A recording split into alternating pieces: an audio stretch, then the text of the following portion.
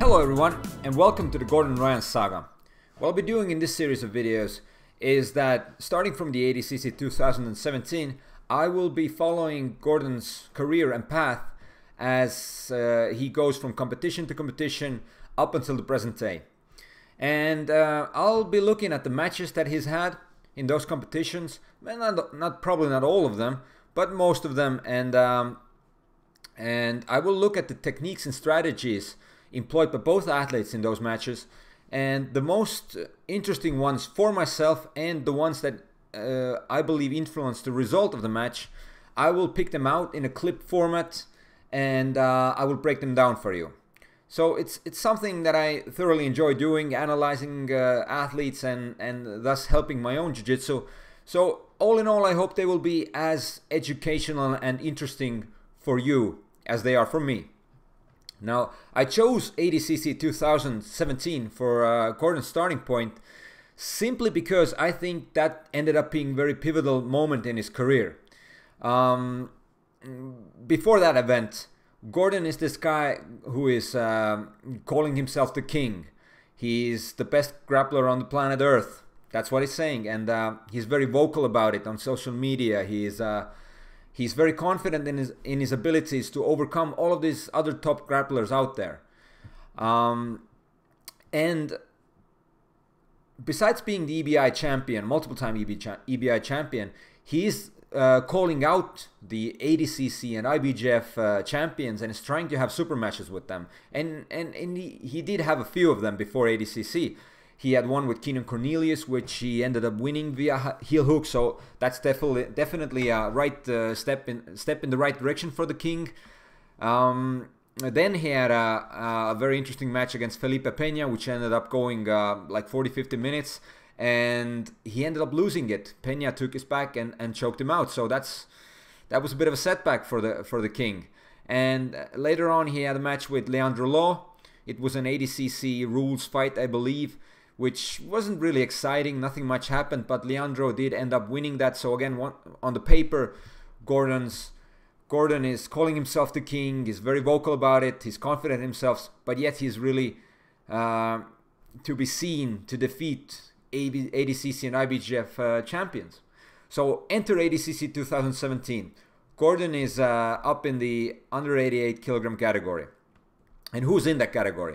There's Leandro is there, so potential rematch options. Xander Hiberio is there. Keenan Cornelius is in there. Rustam Chisev is there. Romulo Barral is there. Who am I missing? Murilo Santana is in there. And some Australian bloke named Craig Jones. That was at least my opinion when I saw Greg on the list. I didn't know anything about it, but Greg is a very interesting guy, and he deserves a saga of his own. So we'll at one point or another get to Greg Jones. But so it's kind of a murderer's row in the 88 kilogram category, and I wouldn't really have thought at that point that Gordon would be the one to have good chances at winning it. But that's a great opportunity for him. First time in the ADCC, he's going to go up against multiple athletes who are IBJJF and ADCC legends and champions former. So a very good chance for the king to show his abilities and back up his words. So the first match, the brackets are released. First match, he gets Dillon Danis, and that's the match that we're gonna go over today. I've picked out some clips for you that I think we can learn a thing or two from, and I will go over them. So I will play them in the half a speed, and I will kind of talk you through the thing that's about to happen, and then I'll show you the clip as we progress through it, and in the end, well, you'll get the idea what's it gonna be like. So really the central theme of the match was Gordon pulling guard off the bat and indicating that he's willing to play guard and he wants to play guard and get his offense going from there. And Dillon, on the other hand, shows that he would rather do a stand-up wrestling match, which is quite common in the ADCC, and he keeps the distance and tries to be avoiding the ground grappling. Now, what I picked out for you in the first clips that I'm going to show, first few clips, are all going to be about different strategies, how when you're on the bottom seated guard and how Gordon does it, we can learn from that is how you can try to entangle and the other guy who's being more disengaging, and how you can start to get a grappling going. So the strategy, the idea is that Gordon will, I will point down to some things for you. I'll grab my pen here. So one of the things that you'll see is that Gordon will occasionally from seated guard get a neck grip. So that's this one here. So he will have a grip on Dillon's neck. And the other arm he will post on the floor. He will use this as a base. We'll see that momentarily. And then he will initiate a stand-up motion. So as he would, using the hand as a right hand as a base, he will try to start standing up. And what this creates, so I'll play the clip just a little bit further. This creates a situation where, so hand is on the mat and Gordon starts to stand up. Now, Dillon really cannot afford not to stand up. So you can imagine if Dillon would keep himself in the kneeling position. So Gordon would be higher than Dillon.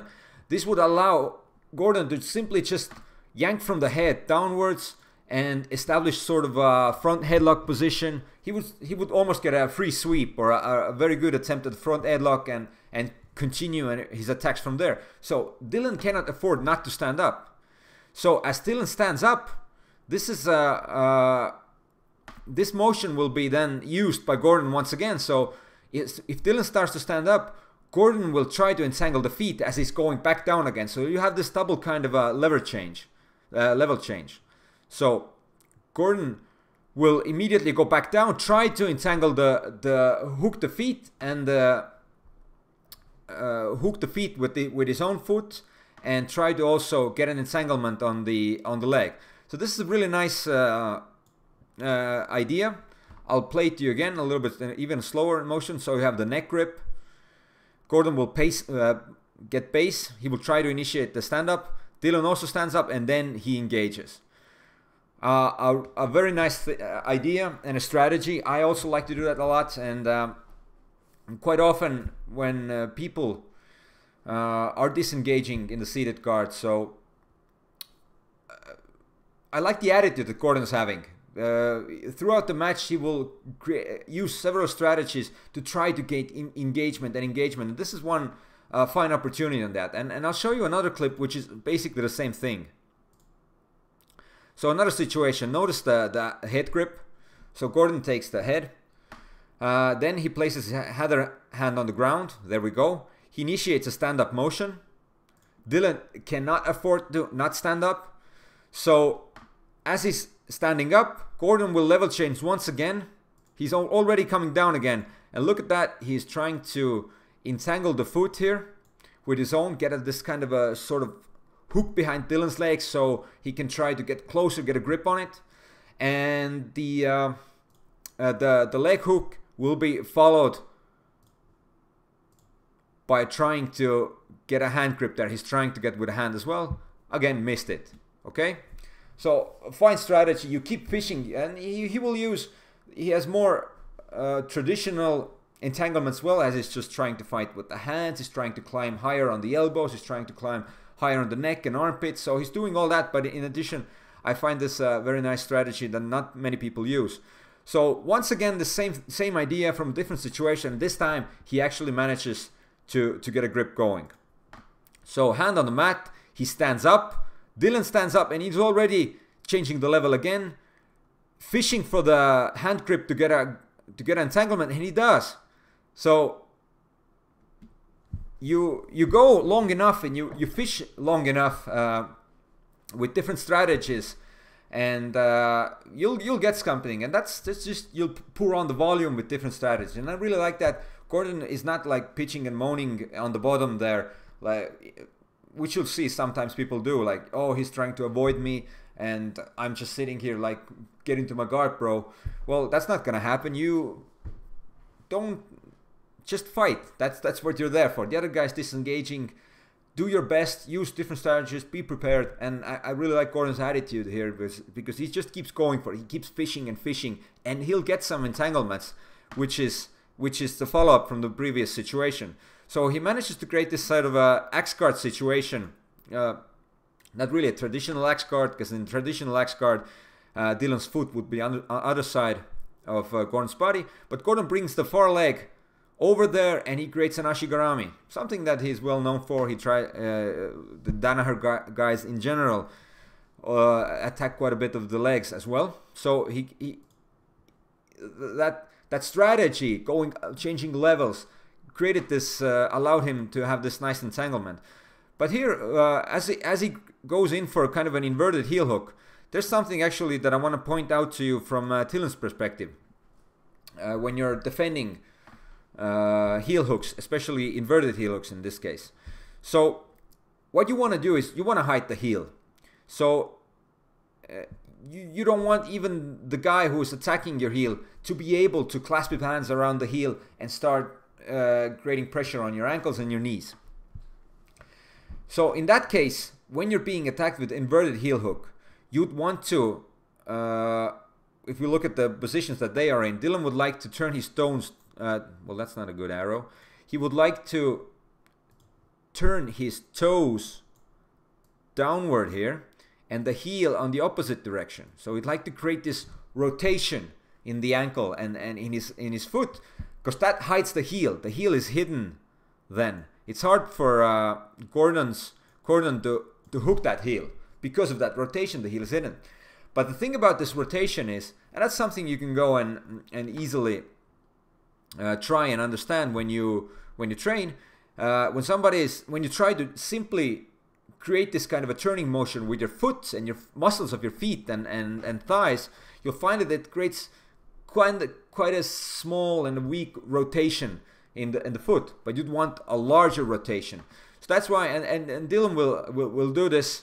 He will also rotate your entire body as a unit. You will want to rotate your upper body into the same direction as your foot would be going, so that it creates this, your entire unit is turning that way. So you'd want your upper body, your hips, everything to start rotating this way, rotating that way. Hips, hands, and Dillon will later on turn more towards the chest to the mat, which hides the heel even more. And that's something you can take away from when you're defending this heel hooks. You won't see it from this angle, but Dillon is also using his right arm to push Gordon's left foot, which creates more distance into the ashigarami and loosens it. So that's definitely a plus that you would want to do as well, in addition to hiding that heel and creating that rotation in the foot.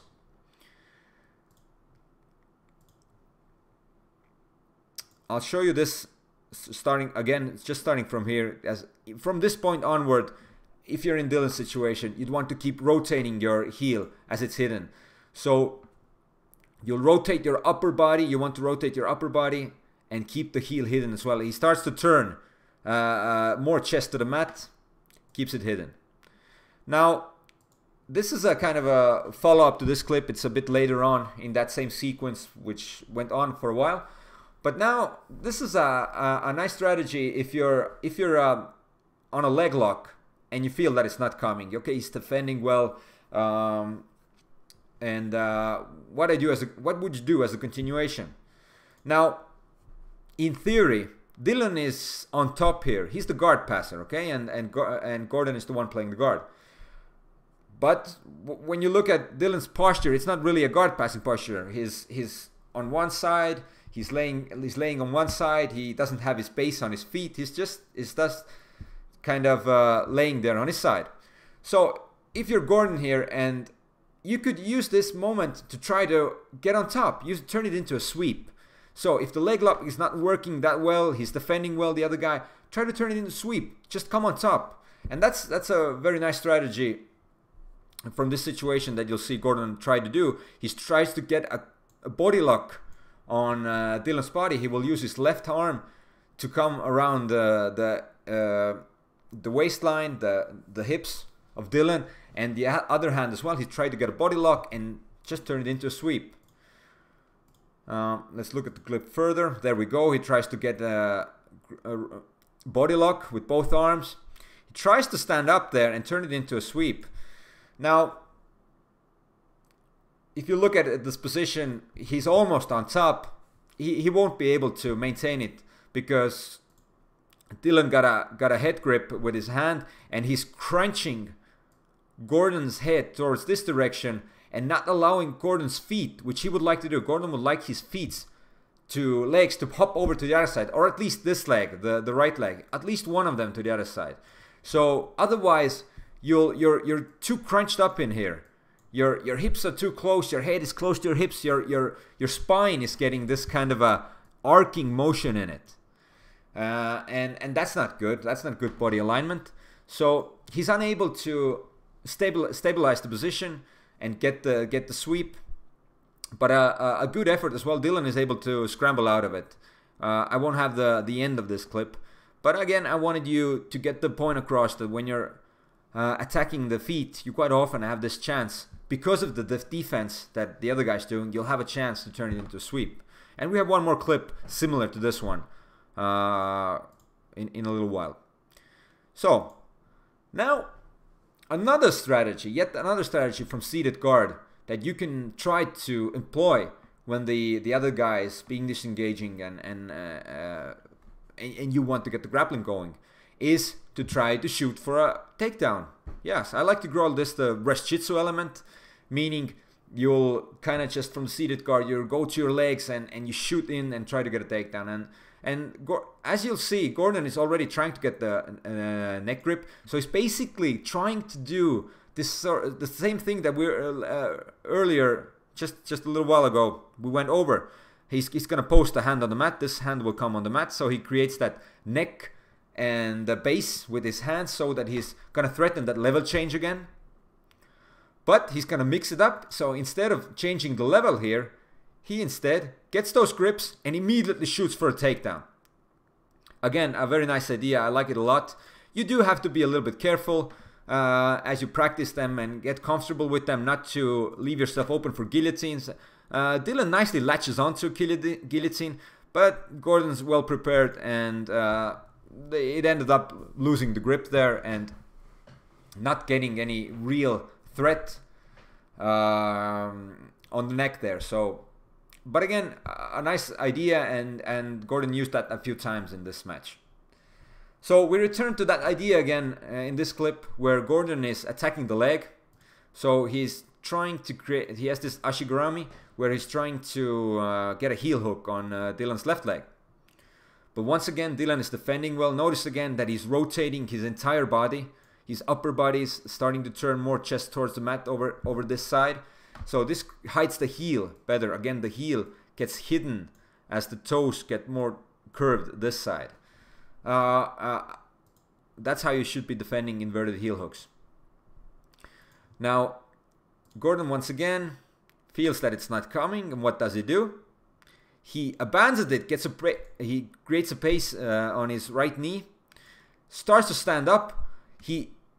As he's standing up, he tries to keep Dillon's foot in his armpit, just to keep a grip on it, because otherwise Dillon would be much easier if Dillon could just slide his left leg out of there, and he would be much easier for him to stand up and counter the sweep.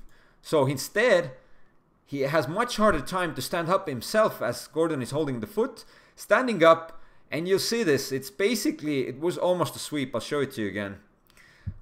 Dillon is able to, there's a lot of distance between the two of them, and he kicks his foot free. So that's why he's able to scramble out of the position. But again, a very good effort, a nice try from Gordon. He switches the leg lock, trying to stand up, holding the foot. Dillon kicks his foot free and is able to create distance. That clip followed in a way that Dillon was turning to a turtle position. So Gordon got a really nice pack attempt going from there. But it all started from that leg lock attempt, which turned into a sweep attempt, which resulted in Dillon exposing his back. So again, a fine effort from Gordon. And really the last clip that I wanted to show you from this match It's towards the end of the regulation time. So Gordon has been all the time attacking from the open guard, basically open from the seated guard, trying to get entanglements, trying to start the grappling, and Dillon is defending quite well. There's nothing wrong with defense, but if you just do it all the time, your own offense becomes minimal. So we didn't see much offense from Dillon. But this last thing that I want to show you is that Gordon is, again, from the seated guard, attacking an inverted armbar here. Okay, so Dillon's left arm is in sort of a danger. You don't often really get an armbar. You don't get a tap from this much because it is rather easy to defend. But when you're defending this, that's something that I want to point out. If your left arm is being threatened in such a way that Gordon is doing it, you want to use your left leg when you're in Dillon's position. You want to use your left leg, put it a little bit more forward here. So they're kind of in the same direction, pointing the left limbs of the Dillon. And he's pushing off the mat in this direction. He's pushing backwards, so he doesn't lose his pace and he's able to have much better defense on this arm here. So he's able to resist the inverted armbar. But when we go back into the Gordon's perspective, this creates an opportunity for Gordon to slide because his foot, Dillon's foot, is so much forward. He has this gap here. Look at this gap here. There's so much space here. And Gordon will nicely use his foot, and he will plant his knee. He will make this little of a shrimping motion, and he will bring his knee between this gap and underneath Dillon's leg, which creates sort of a single leg single axe type situations. And I'll show it to you now. So Dillon is defending well, pushing backwards, and Gordon will use this to go underneath his leg. This is something that Marcelo Garcia liked to do a lot. If you look at his matches, that's something that he did quite often. And you'll have lots of options what you want to do from the bottom here. Gordon will try to go into will switch it into an Ashigarami once again and try to go for a leg lock, but you can use it simply as a sweeping option. A really nice idea. So I'll show you the ending once more, the final clip. So attacking the inverted armbar, reinforcing this postural from Dillon, which opens up that space underneath the leg, and you'll go in it. Yeah, so these are the clips that I wanted to show you from this match. I found them interesting, the strategies, especially the ones that Gordon used, but very well defended from Dillon's perspective as well. In the overtime, they did quite a bit of a stand-up wrestling, but Dillon did a few shots. He got a couple of times single leg, but wasn't really able to finish that. And Gordon even managed to turn that into one of those single legs into a very nice back attack. He didn't get the hooks in, but he was very well threatening it. So that's the first round matchup. So it goes to the judge's decision. And the referees, they have a bit about 20-30 seconds thinking time there. So there was probably arguments made for both of them. But I think Gordon was much more active. He was the one trying to engage a lot. Dillon's own offense was quite minimal. And the refs give it to Gordon, which I think is the right decision. It's a fair decision. And kind of a slow start for the King. I mean, it wasn't an impressive match by any means, but it was a very good effort from Gordon. He was quite aggressive. I enjoyed his attitude. When this match was going on, I didn't think too much of them. I thought other guys in those categories are better and more potential for the win. But after this match, Gordon gets the winner of Kittail and Romulo Barral, which was Romulo won that. So now it's going to be Gordon, in the second round, it's going to be Gordon versus Romulo, who is Felipe Peña's coach.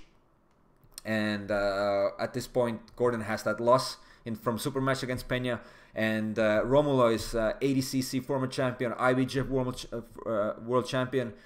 And a very interesting match coming up. So that's something, when I looked at how the brackets went, that was something that I was very interested in, but how to see how Gordon will fare up against Romulo. And that will be the next match that I will show in the series. Again, I thank you for watching this. I hope it was educational and interesting for you. If you like this video, like my content, please subscribe, and I'll see you in the next video.